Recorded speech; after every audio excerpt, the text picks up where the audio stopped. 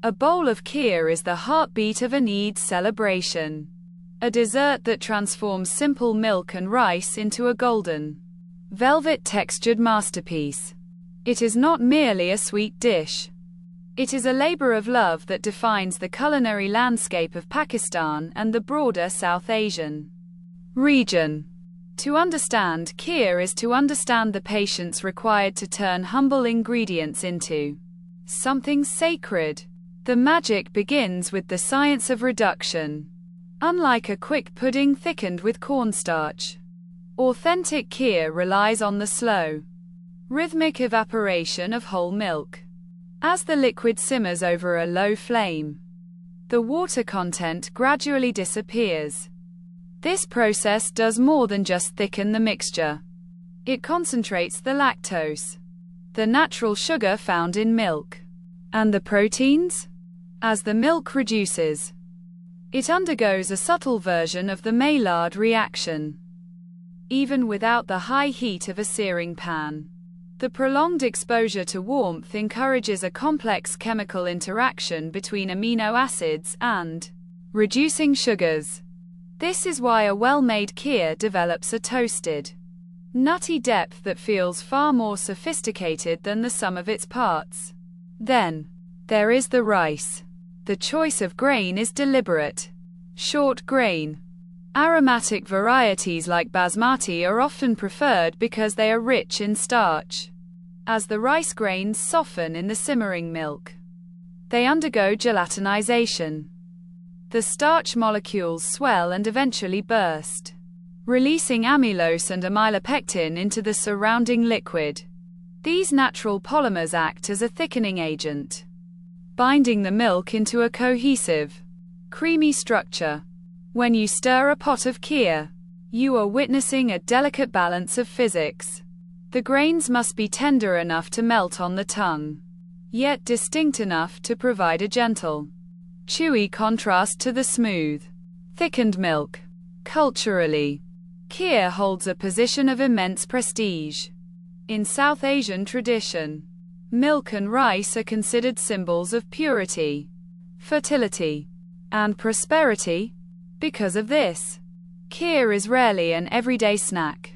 It is an auspicious food, prepared specifically to mark the most significant moments of life. During Eid, the preparation of kheer is a communal ritual.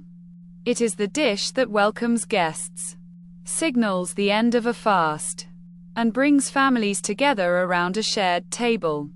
It represents the sweetness of life and the gratitude felt after a period of reflection and devotion. The final layer of the kheer experience is the aromatic infusion.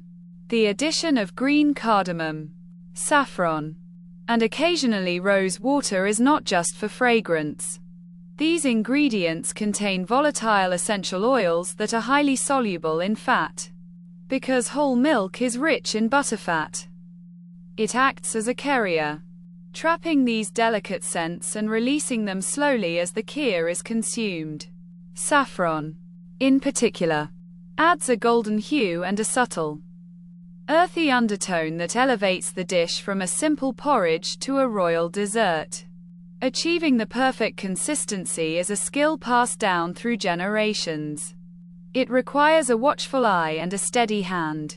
If the heat is too high, the milk will scorch, ruining the delicate flavor profile. If the stirring is neglected, the rice will settle and burn at the bottom of the pot. It is a slow, meditative process that demands the cook's full attention, mirroring the patience required to build strong family bonds. In a modern world of instant gratification, kheer remains a defiant act of slowness. It cannot be rushed. It requires hours of simmering, constant stirring, and the careful monitoring of the flame. When you finally serve a bowl, garnished with slivers of almonds, pistachios, or a dusting of silver leaf, you are serving more than just a dessert. You are serving a history of craftsmanship, a scientific marvel of reduction, and a cultural tradition that has survived for centuries. As the steam rises from the bowl, carrying the scent of cardamom and warm milk. It serves as a reminder of what truly matters. Whether it is the joy of a festival, the comfort of a family gathering, or the simple pleasure of a perfectly balanced bite, Kheer connects us to our roots. It is a testament to the idea that the most beautiful things in life are often the